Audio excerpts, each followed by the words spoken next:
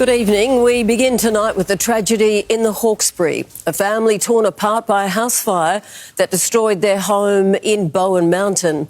A father and 4 of his children made it out alive, but 2 children, aged just 4 and 10, simply couldn't escape. Firefighters trying to save them were forced to pull back as the burning house came down around them.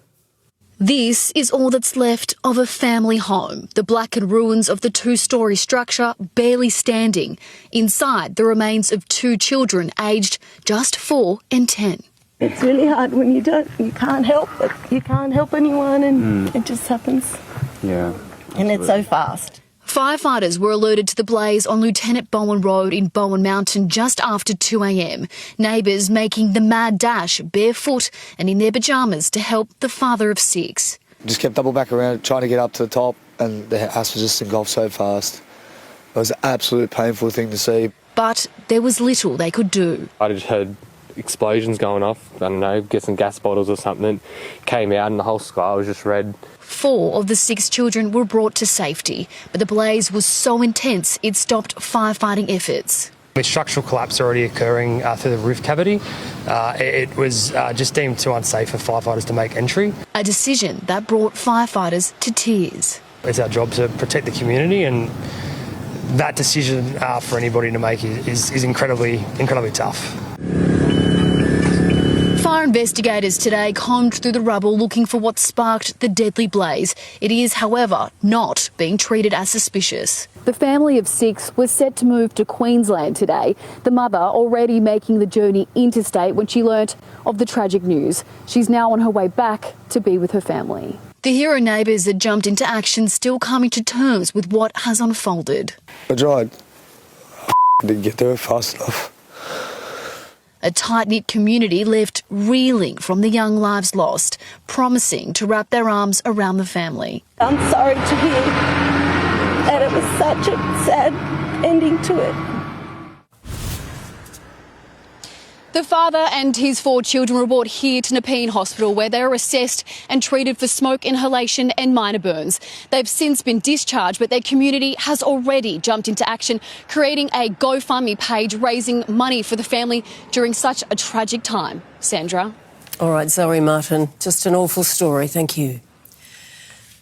A desperate search is now underway for a little girl believed kidnapped from her bed in the Northern Territory. Our reporter, Brianna Boylan, has been following this story. She joins us live now. And Bri, police say a man recently released from prison could be linked to her disappearance. Sandra, major crime detectives have now arrived in Alice Springs, where dozens of officers and volunteers have spent more than 24 hours scouring the outback for any signs of missing 5-year-old Sharon. The little girl was last seen at around 11:30 p.m. Saturday night when she was put to bed. Initial investigations were based on the theory Sharon wandered off from her home in the old-timers Aboriginal town camp on the outskirts of Alice Springs, but are now operating on a more sinister assumption. Police revealing 47-year-old Jefferson Lewis, who was recently released from prison, had been staying at the property with the mother and daughter and hasn't been heard from since Saturday, despite repeated efforts to contact him. They say he's one of the few people who was in the camp at the time and is strongly suspected to be with the little girl who's not related to him. It's unclear whether Lewis has access to a car. Helicopters and drones have been deployed to search the difficult terrain, along with tactical officers, police horses and dogs. It's a terrible situation to have such a young child go missing. We're over 24 hours now. So it'd certainly be my worst nightmare as a parent. We're wrapping around the mother. The little girl was wearing a dark blue short-sleeved T-shirt with white stripes around the neck and sleeves when she vanished. Anyone with information should contact Northern Territory Police immediately. All right, Brianna, thank you. New details are emerging tonight about the White House shooter and his motives. Investigators say Cole Allen sent a disturbing manifesto to family, referring to himself as the friendly federal assassin. He sent it just minutes before opening fire. The US president today hitting back after he was quizzed about a suggested motive. Under arrest, investigators describe 31-year-old Cole Thomas Allen as a lone wolf. To Donald Trump, I read the manifesto. You know, he's a sick person. While he called himself the friendly federal assassin in his 1,000-word manifesto, sent to family just minutes before storming the White House Correspondents' Dinner. As officers raced in and reporters crawled under tables. I wanted to see what was happening, and I wasn't making it that easy for him. I wanted to see what was going on. The suspect wrote he would be targeting administration officials from the highest to lowest ranking, except Kash Patel, the director of the FBI. As for a motive... And he also wrote this: I am no longer willing to permit a pedophile, rapist and traitor to coat my hands with his crimes. What's your reaction to that? Well, I was waiting for you to read that because I knew you would, because you're horrible people, horrible people. Yeah, he did write that. I'm not a rapist. I didn't rape anybody. Do you think he was referring to you? Excuse me.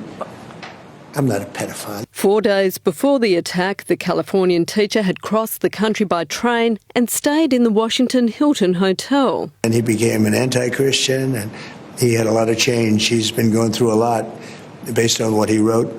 His brother complained about him and I think reported him to the police. Seen here with his mum, dad and 3 siblings. To neighbours, the mechanical engineering graduate and game designer was low-key. He might lift his hand and say hi when we walk by, but that's the extent. I don't think anybody knew. So in the manifesto, he starts by apologising to his friends and family, and basically he makes clear that they didn't really have any idea what was going to happen. He checked into the hotel with knives, a handgun and a shotgun, ridiculing the no damn security, opening fire as he raced through the security checkpoint, hitting a Secret Service agent whose bulletproof vest saved his life. I saw the SWAT officers coming toward the head table, and when I heard the word down, down, down, I knew that there was an active threat. It was really scary, frankly. With King Charles and Queen Camilla due to land within hours for a 4-day state visit, Buckingham Palace stated, following discussions on both sides of the Atlantic through the day and acting on advice, we can confirm the state visit by their Majesties will proceed as planned. They'll mark the 250th anniversary of US independence from Britain, as internal battles now mar the American dream. Ali Donaldson, 10 News. Well, they say every dog has its day, and today it was little Elby's. She was rescued at Dee Why this afternoon after days stuck out on a ledge of a high-rise apartment building. Hannah Stewart is there for us. Hannah, walk us through how it all unfolded, safe and sound. Well, Sandra, pretty amazing scenes here at Dee Why, and a daring rescue effort from firefighters to save little Elby trapped on a ledge outside the 13th floor of this Dee Why high-rise apartment block. Now, Elby was last seen on Saturday. We understand that her owner is currently overseas at the moment, and it was her son who returned home with his friends on Saturday afternoon to find that the little dog was gone. After reaching out to the community for help, it was this afternoon when a local drone operator spotted Elby trapped out on that ledge, taking refuge behind a series of wooden slats. Now, what makes this even more incredible is that neighbours have told us that Elby's apartment is actually on the other side of the building. So the little dog has somehow managed to not only escape out onto the ledge, but scale right around the apartment block. Firefighters were called this afternoon and abseiled down, managing to pull Elby out from behind 2 wooden slats. By this stage, there was quite an audience watching it all from the ground, and you heard a little earlier in the bulletin how loud that cheer was when Elby was pulled to safety. She's right now getting a checkup at the vet. We've been told that she's very thirsty, but otherwise appears to be okay. We've spoken to a friend of the owner's son who's been supporting his mate over the past couple of days alongside firefighters. Take a listen. Tiny Jack Russell, very anxious, very skittish, so not the type of dog to do this at all. It's different. Not very used to the vertical rescues and the cliff jobs that we get. But we got him inside and he's drunk a heap of water and they gave him a shower. You can imagine that the owners are just over the moon to have LB back in their arms tonight, and I'm sure that little LB is feeling the exact same way. Sandra? Oh, story of the day and a lovely ending. Thanks, Hannah. Not so lovely this story. A man is recovering in hospital after he was dragged half a kilometre trying to stop his own car from being stolen.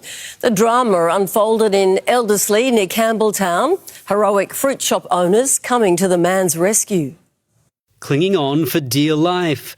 This man has just been carjacked, but he's not giving up without a fight. All police and the road was closed off, and the police said it was under control. Really quiet area. Nothing much happens in Purcell Street. That was until about 5:30 last night. A 43-year-old man allegedly assaulted another man, stealing his car, with the first man hanging off the side until he arrived at the Camden Fruit Barn. The guys coming off the road, off the footpath there, walked up into the shop and he was bleeding, his clothes were torn. He'd been dragged along, suffering injuries to his lower leg and causing quite the Sunday night scene. We gave him some oranges and bananas just to help him out, get his energy back. It was pretty bad, but it's something you don't see in this area very often. Purcell Street is a quiet, leafy suburban street which links River Road, where the carjacking happened, to the Camden Fruit Barn, where the saga came to an end.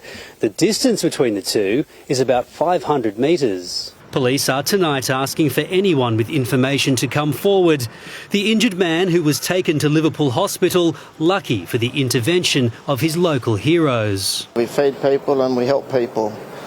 That's what you're just meant to do this day and age. The carjacker is tonight still on the run.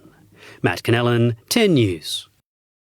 The federal government will spend $1.2 billion upgrading our military hardware, with nearly 300 world-leading Bushmaster mobility vehicles to be produced right here in Australia. The next-gen armoured variant will even feature mounted lasers to combat drones, and are quickly becoming a hot commodity around the world. Securing the next generation of Australia's defence capability. This is the Australian defence industry at its best, protecting Australian troops' lives. The federal government announcing a $1.2 billion investment in military vehicles. To create a more agile and mobile army. $750 million will be spent on 268 new Bushmasters. They're essentially designed to be able to operate over a variety of terrains and do the job, which is to protect the troops inside.